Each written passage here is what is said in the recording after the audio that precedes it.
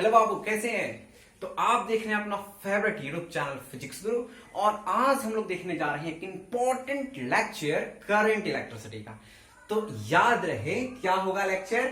तो relation between drift velocity and electric current. अच्छा, तो रिलेशन बिटवीन का मतलब हिंदी क्या हुआ सर? तो हिंदी होगा इसका अपवाह वेग तथा विद्युत धारा में संबंध। अगर आप टॉपिक के लास्ट तक बने रहे तो आपको जिंदगी भर के लिए याद हो जाएगा अपवाह वेग और विद्युत धारा में संबंध। तो बने रहिए टॉपिक के लास्ट तक, क्योंकि होने वाला है ये इंपॉर्टेंट टॉपिक। और याद रखिएगा एग्जाम बेस से इंपॉर्टेंट है, इसमें थोड़ा सा डेरिवेशन भी है जो हम तो याद करा देंगे। तो इसलिए बने रहिए और देखते रहिए इस क्वेश्चन को कैसे पूछा जाता है। तो अपवाह वेग तथा विद्युत धारा में संबंध स्थापित करें। यहां पूछ सकता है, इंग्लिश में पूछता है, show the relation in between drift velocity and electric current. तो हम एक एक करके देखेंगे, पूरा अच्छा से देखेंगे। कहीं भी अगर डाउट हो तो आप पूछना, लेकिन डाउट होगा ही नहीं। डाउट कैसे हो सकता? तो देखते हैं, टॉपिक पर आते हैं। तो टॉपिक में क्या है कि ड्रिफ्ट वेलोसिटी से पहले आपको समझाए थे कि इस एक कंडक्टर हम लेते हैं, ठीक है? तो कंडक्टर ले लिए। अब कंडक्टर की लंबाई जो है एल है, ठीक है? तो कंडक्टर की लंबाई भी एल है, ध्यान से सुनना। तो कंडक्टर की लंबाई एल है और इसका क्रॉस सेक्शन एरिया, अच्छा क्रॉस सेक्शन एरिया को हिंदी में कहते हैं काट क्षेत्रफल। तो काट क्षेत्रफल जो इसका है उसको हम लोग ए ले लेते हैं, ठीक है? तो काट क्षेत्रफल जो है ए है। तो अब हम लोगों का लंबाई एल हो चुका है, काट क्षेत्रफल क्या हो चुका है? तो जैसे ही ए हो चुका है, तो अब आपसे पूछा जाएगा कि ठीक है, इसमें तो बहुत सारे इलेक्ट्रॉन अवेलेबल होंगे। बिल्कुल सही है, इसमें बहुत सारे इलेक्ट्रॉन अवेलेबल होंगे, बहुत सारे। That means an electron available होंगे पर वॉल्यूम के लिए। तो ठीक है, हम आपको एक बात समझा देते हैं। यहां पर नंबर डेंसिटी देखने की बात है, तो सर कहिएगा मास डेंसिटी देखें, नंबर डेंसिटी तो पहली बार आप बोल रहे हैं। नंबर डेंसिटी क्या होता है सुनिएगा। तो किसी वॉल्यूम में जितना नंबर अवेलेबल होता है, ठीक है, किसी वॉल्यूम में जितना नंबर अवेलेबल होता है उसको नंबर डेंसिटी। तो जैसे ही हम कहें कि ठीक है सर, अगर ये पूरा का पूरा एक रॉड है, कंडक्टर का मटेरियल है, तो इसका एक वॉल्यूम, यूनिट वॉल्यूम लेते हैं। ध्यान से सुनना, यूनिट वॉल्यूम लेते हैं। अब आप कहिएगा सर क्या बोल रहे हैं, हमको समझ में नहीं आ रहा है। तो हम आपको एक बात समझा देते हैं। एक ग्लास में, ध्यान से सुनना, एक ग्लास में अगर 100 ग्राम पानी है, 100 ग्राम अगर वेट में हम ले रहे हैं, उसका मास ले रहे हैं, तो 100 ग्राम पानी, आप इसमें भी आप लीटर मत लगाने लगना, ठीक है? तो क्या है, एक ग्लास में 100 ग्राम पानी है। एक बाल्टी में वैसा 5 ग्लास रखा हुआ है। तो 5 ग्लास रखा हुआ है, तो एक यूनिट जो हुआ, एक यूनिट में 100 ग्राम है, तो 5 यूनिट में 500 ग्राम, तो नंबर मल्टीप्लाई हो जाएगा। तो इसका मतलब कि जितना उसमें वॉल्यूम होगा सबसे मल्टीप्लाई हो जाएगा। तो जैसे ही हम बात करेंगे यहां पर कि हाँ नंबर ऑफ इलेक्ट्रॉन कितने होंगे, तो ध्यान से सुनना, बिल्कुल याद हो जाएगा। इलेक्ट्रॉन,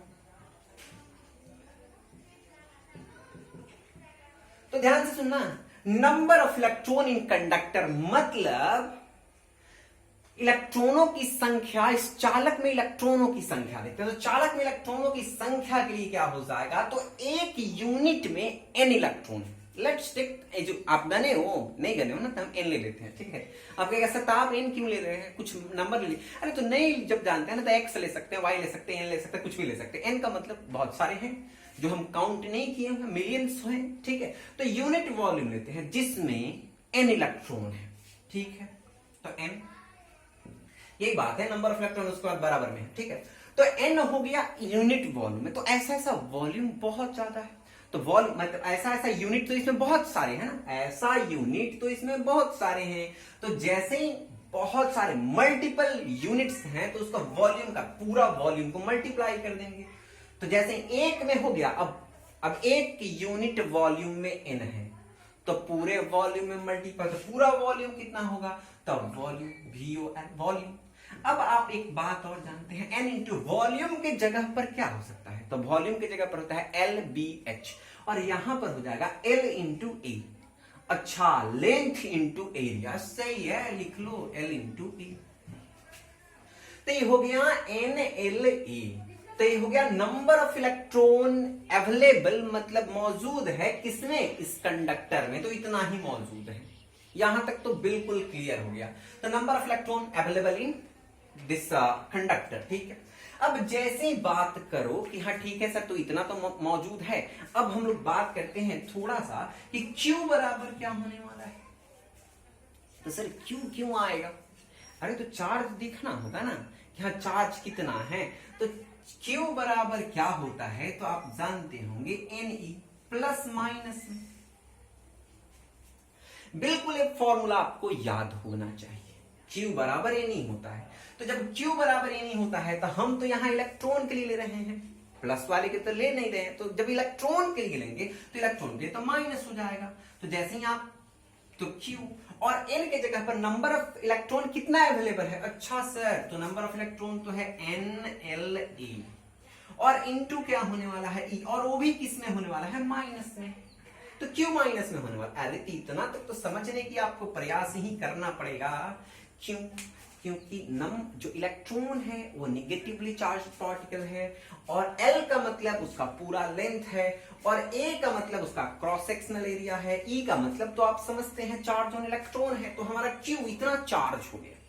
एक बात ये और आप ध्यान से सुने होंगे, जानते होंगे, तो कहां पर पढ़े हैं, तो क्लास 11th में पढ़े हैं। तो क्लास 11th में सर पढ़े, यहाँ बताते रहते हैं क्लास 11th, जानते हैं कि हम लोग नहीं पढ़े, तभी आप जानते होंगे, हम जानते होंगे, ऊपर वाला नहीं, ऊपर वाले का मतलब ऊपर वाला, एग्जाम वाला नहीं जानता, ठीक है। इसलिए आपको जानना पड़ेगा ये सब चीजें।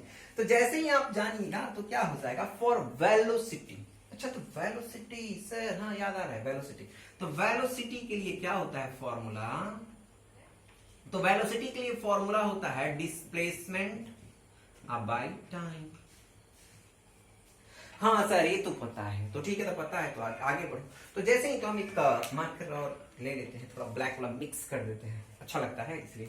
तो जैसे ही velocity equal to displacement into time हो चुका है, तो हमको तो चाहिए सिर्फ टाइम। आखिर आप कैसे जानते हैं कि हमको टाइम चाहिए?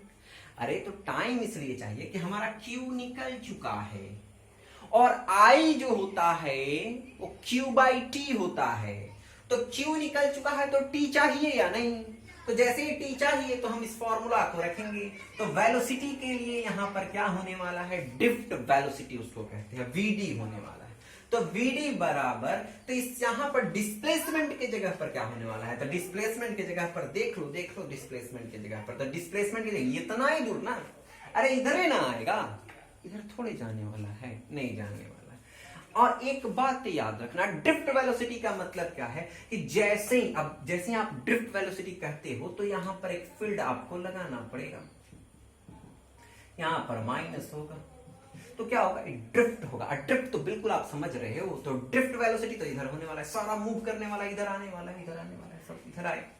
तो जब सब इधर आएगा तो इसका फॉर्मूला हो जाएगा VD इक्वल टू, तो VD इक्वल टू क्या होगा, डिस्प्लेसमेंट की जगह पर तो L है, इतना ही दूर न चल सकता है। अरे इतना ही दूर, लेंथ तो इतना ही ले रहे हैं ना, तो इतना ही दूर चलेगा, आपके घर तक तो जाने वाला नहीं, इतना ही दूर चलने वाला है।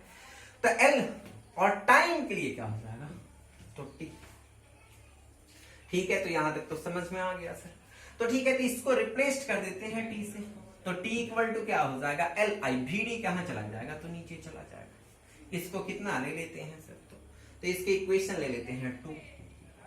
अब एक बात है और आप जानते सर, एक बात कितना बातें आप बताओगे, ठीक है थोड़ा सा समझो ना, बस खत्म होने वाला है। तो करंट के लिए, फॉर इलेक्ट्रिक करंट के लिए, विद्युत धारा के लिए, तो धारा के लिए क्या होता है, फॉर I, तो I के लिए क्या होता है, I बराबर Q/T है। हाँ ये फॉर्मूला जानते हैं, ठीक है, यही सब फॉर्मूला ना जानिएगा, छोटा छोटा बड़ा बड़ा तो फॉर्मूला सब भूला जाएंगे आप, ठीक है। तो जैसे ही यहां तक आप जान चुके हैं I इक्वल टू Q/T हो चुका है, तो हम एक बात सर मत बोलो, धड़कन बढ़ जाता है। तो I बराबर Q/T होने वाला है, तो Q के जगह पर क्या है, Q के जगह पर यहां लिखा हुआ है, तो लिखो, ध्यान से देखो। तो I Q के जगह पर लिखा हुआ क्या है, सो देख लो, Q के जगह पर लिखा है -NLAE,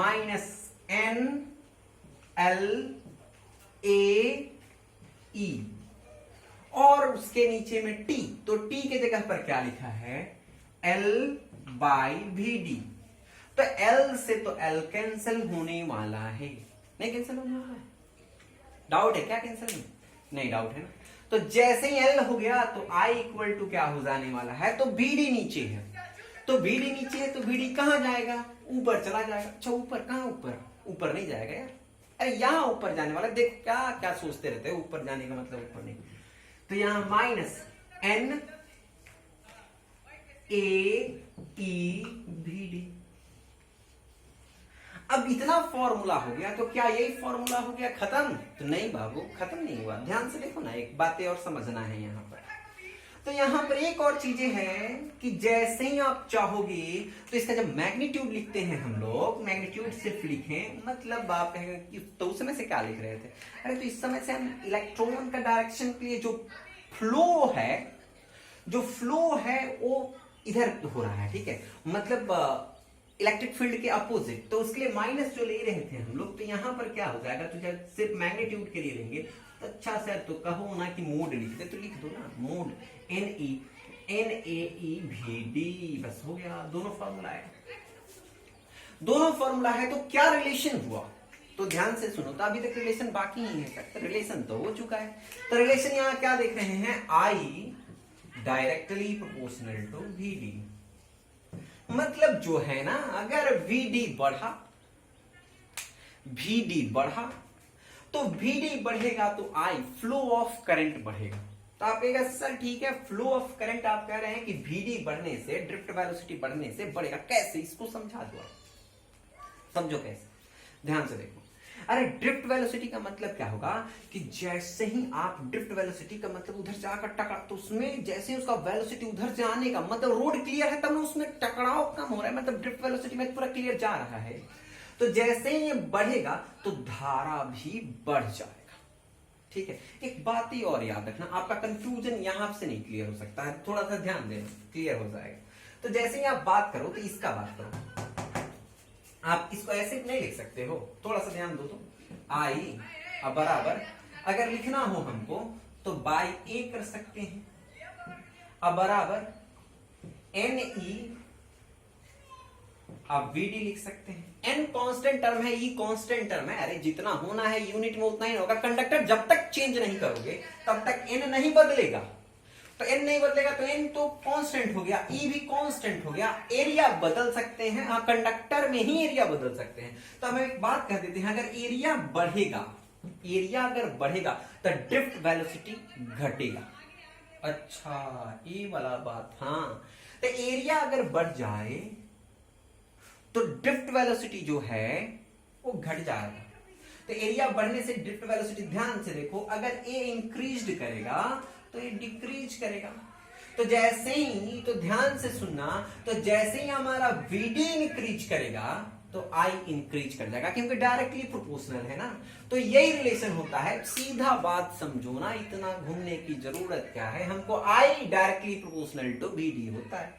अब एग्जाम में कहां से कहां तक लिखेंगे, तो एग्जाम में हम आपको समझा देते हैं।